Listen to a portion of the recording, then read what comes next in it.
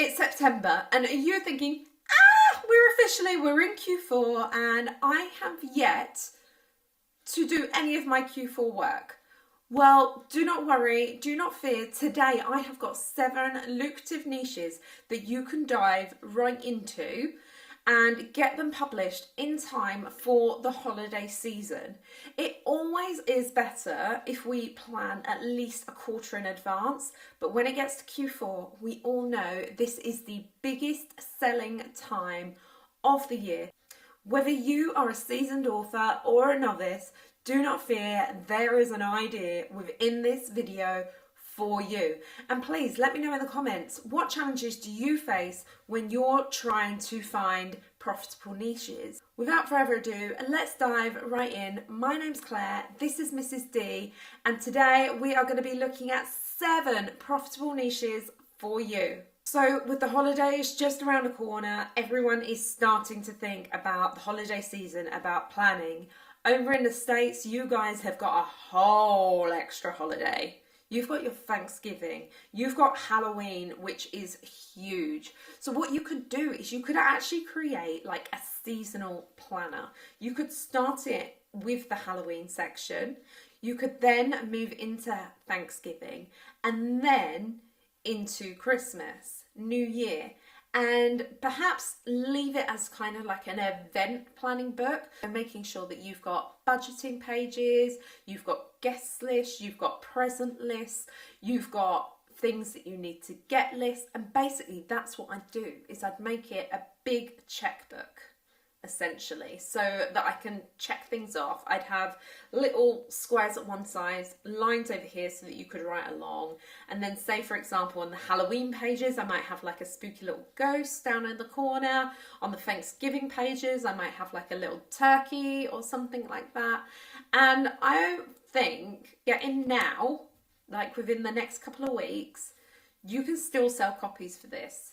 If you're looking at this video towards sort of October time, forget Halloween. Just go straight in for Thanksgiving and Christmas.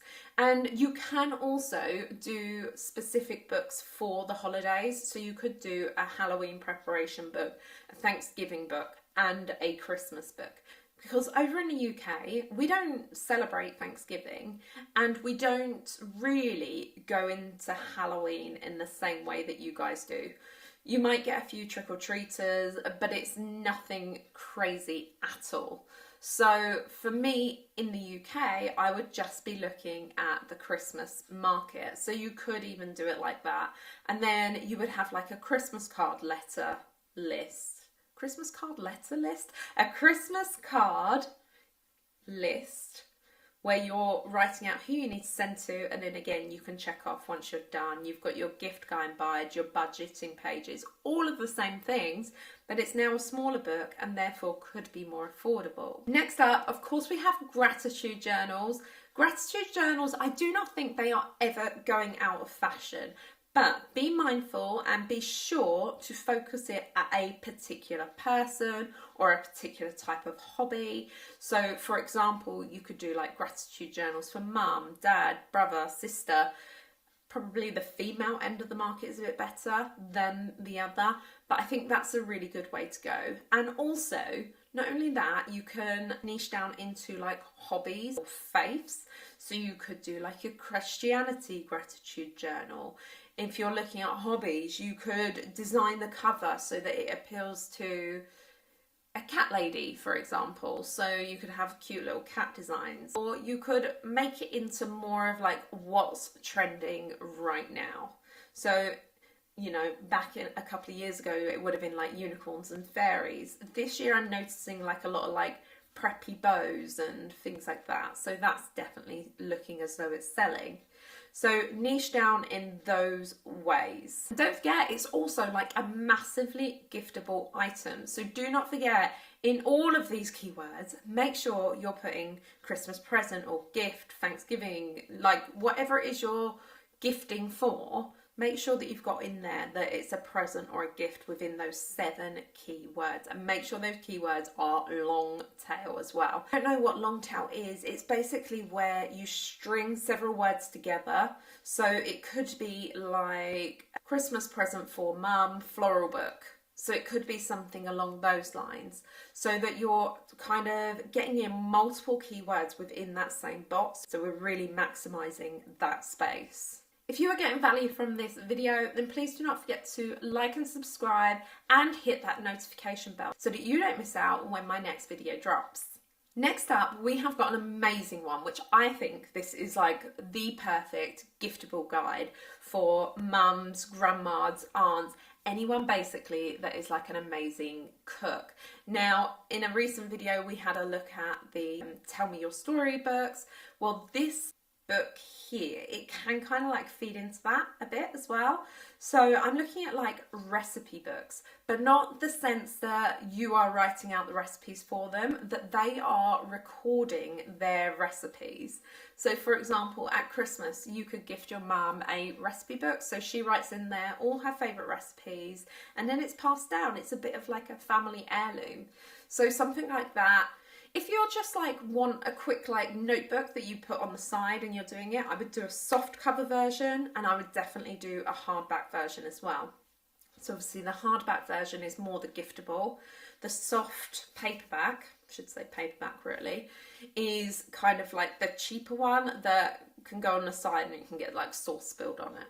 But your heirloom one, you don't want that. That one's going to take a little bit more time, consideration, and it would be a lovely giftable item that you could potentially make a much higher margin on. Now let me know down in the comments below which idea is resonating with you most so far. Of course, in Q4, we are also thinking about Q1, and what more giftable item is there than a fitness tracker?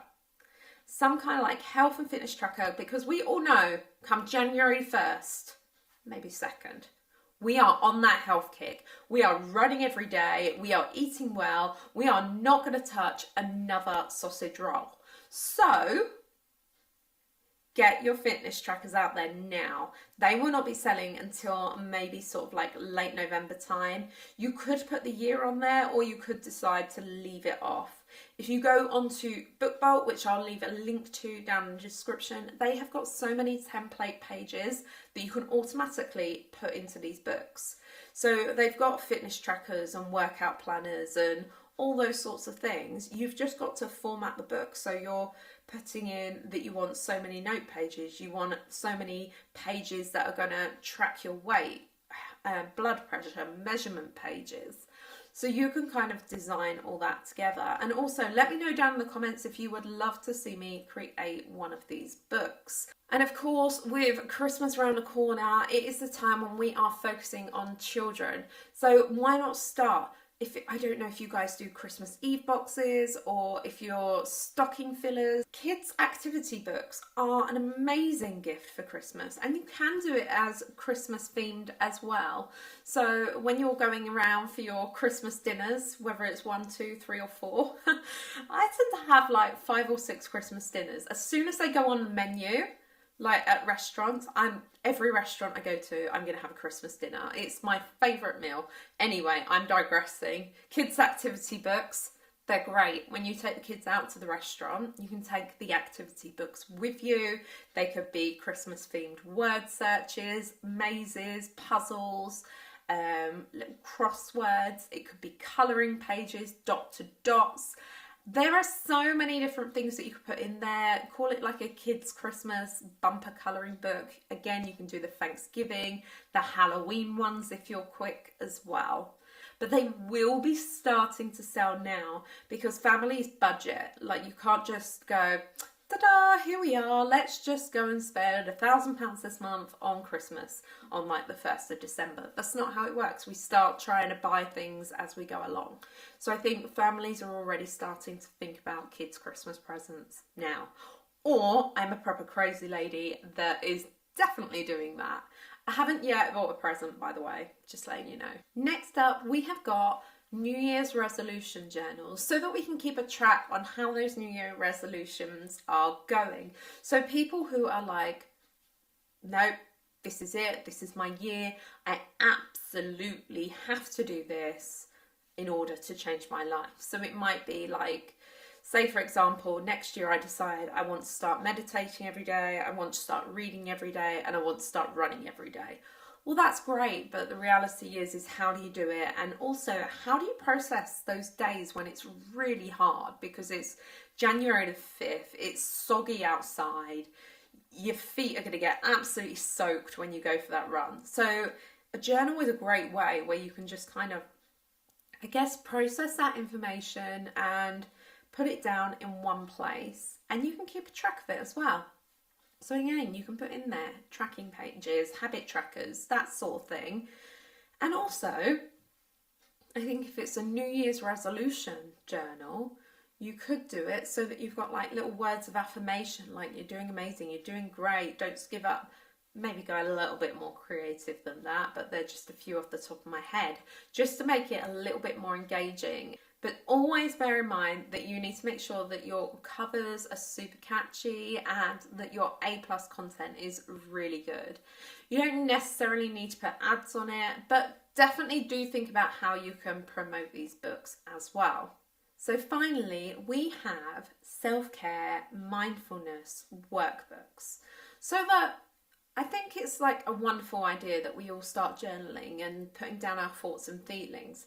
But if you've never journaled before, that's a massive step, isn't it? It's absolutely huge. So like a workbook would give you actual activities to kind of go through, like, and say, okay, just sit calmly for 20 minutes and notice how you're feeling. And then you would record that. You can start to work in different activities. You would have journaling pages in there as well.